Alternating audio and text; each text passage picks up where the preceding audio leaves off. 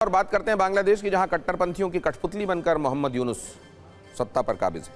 उनकी आंखों पर कट्टरपंथ की वो पट्टी बंधी है जिससे उनको हिंदू अल्पसंख्यकों का दर्द दिखता ही नहीं।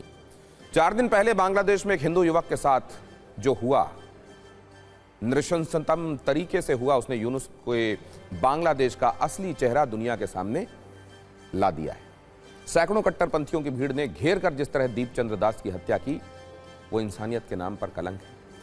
ईश निंदा के आरोप में 25 वर्ष के दीपचंद्र दास को पहले बेरहमी से पीटा गया, फिर जला दिया गया।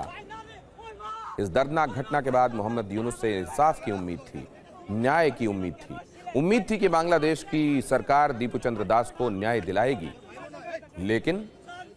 लेकिन यूनुस सरकार ने जो किया, उससे एक बार फिर उनका हिंदू विरोधी चेहरा सामने आ गया। जिस घटना पर बांग्लादेश को अफसोस जताना चाहिए था, उसे बांग्लादेश एक अलग थलग घटना बता रहा है। अल्पसंख्यक हिंदुओं की हत्या यूनुस सरकार ने इस पर अफसोस जताने तक की जरूरत नहीं समझी। मोहम्मद यूनुस सरकार ने इस मामले पर अपनी गलती मानने के बजाय भारत के आरोपों को यह गलत बता दिया। बांग्लादेश सरकार की तरफ से कहा गया कि हम भारतीय अधिकारियों की इस कोशिश को खारिज करते हैं कि बांग्लादेशी नागरिक पर हुए एक अलग थलग हमले को अल्पसंख्यकों पर हमले के तौर पर दिखाया जाए। बांग्लादेश की स्थिति दक्षिण एशिया के कई अन्य हिस्सों की तुलना में बेहतर है।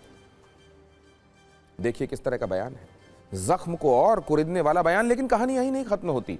20 दिसंबर को दिल्ली में बांग्लादेश हाई कमीशन के बाहर दीपचंद्र दास की लिंचिंग के विरोध में प्रदर्शन हुआ, लेकिन मोहम्मद यूनुस को इससे इतनी मिर्ची लग गई कि उन्होंने इसे राजनयिक नियमों का उल्लंघन करार दिया।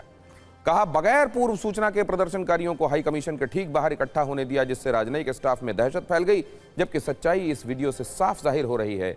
हाई कमीशन की सुरक्षा में लगे जवानों ने फौरन बैरिकेड्स लगा दिए थे, जिससे कोई भी अंदर ना जा सके। मोहम्मद यूनुस की सरकार चाहे जितनी भी सफाई दे, सच यह है कि बांग्लादेश में तख्ता पलट के बाद हिंदुओं को निशाना बनाया जा रहा है। इसे अलग थलग घटना, इक्का दुक्का घटना नहीं कहा जा सकता। इसका एक लंबा सिलसिला है।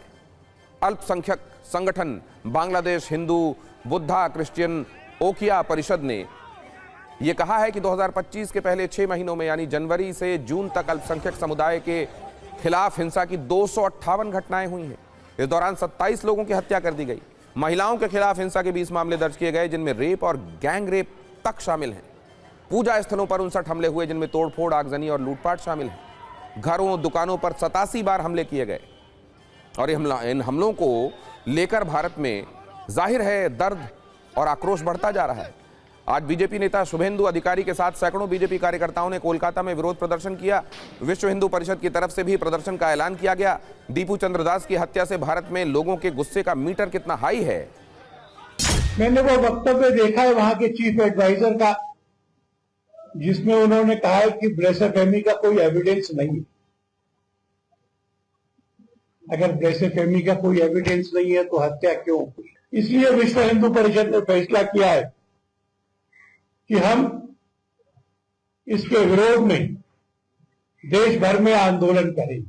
प्रकार की घटना न हो करके विदेश राजनीति के तहत, नीति के तहत, वे जरूर विश्व में कहीं पर भी कुछ भी होता है, हमारी केंद्र की सरकार सजग होती है, पर वह नरसंहार होना हमें बिल्कुल मान्य नहीं है। और उन हिंदुओं के साथ हम सारे लोग खड़े हैं। वो सारे तत्व हैं जो कि धार्मिक उन्माद फैलाकर राजनीति करते हैं। हम बांग्लादेश में जो हमारे हिंदू भाइयों के साथ हो रहा है, ईसाइयों के साथ हो रहा है, उसकी घोर निंदा करते हैं। वैसे भी बांग्लादेश का जो राजनीतिक वातावरण है वो अपने आप में अस्त व्यस्त है, और वैसी स्थिति में इस प्रकार की जो अपराध या अत्याचार हिंदुओं पर हो रहा है, ये पूरी तरह से अस्वीकार्य है। ये दुनिया में कहीं भी स्वीकार्य नहीं होता है। कि भारत की सरकार निश्चित रूप से इसका संज्ञान ले चुकी है और कार्रवाई कर रही है। उस्मान हादी के बाद बांग्लादेश में आज एक और नेता पर फायरिंग हुई। पूर्व प्रधानमंत्री शेख हसीना के विरोधी नेशनल सिटीजन पार्टी के नेता मुतालिब सिकंदर को गोली मार दी गई। बताया जा रहा है कि लगातार हो रही हत्याएं पाकिस्तान की खुफिया एजेंसी ISI का ही प्लान है। इसका सबूत यह है कि मजहब के नाम पर मुनीर के साथ यूनुस की दोस्ती हो गई है। पिछले कुछ महीनों में पाकिस्तानी सेना के बड़े ऑफिसर्स बांग्लादेश का दौरा कर चुके हैं। ISI के अधिकारी भी कई बार ढाका जा चुके हैं। बांग्लादेशी कट्टरपंथियों को आईएसआई का पूरा समर्थन हासिल है और इन्हीं कट्टरपंथियों की कठपुतली बने हुए हैं मोहम्मद यूनुस। आईएसआई का मकसद है किसी भी तरह बांग्लादेश की सत्ता कट्टरपंथी संगठन जमाते इस्लामी को चली जाए। बांग्लादेश में भारत विरोधी फेक नैरेटिव बनाने की कोशिश हो रही है और इसी के तहत यह सब किया जा रहा है। बांग्लादेश की बिगड़ती स्थिति पर आरएसएस प्रमुख मोहन भागवत ने भी चिंता जताई है। कहा है कि बांग्लादेश में हिंदुओं को संगठित रहना होगा। साथ ही उन्होंने कहा है कि भारत सरकार को भी इस पर संज्ञान लेना चाहिए।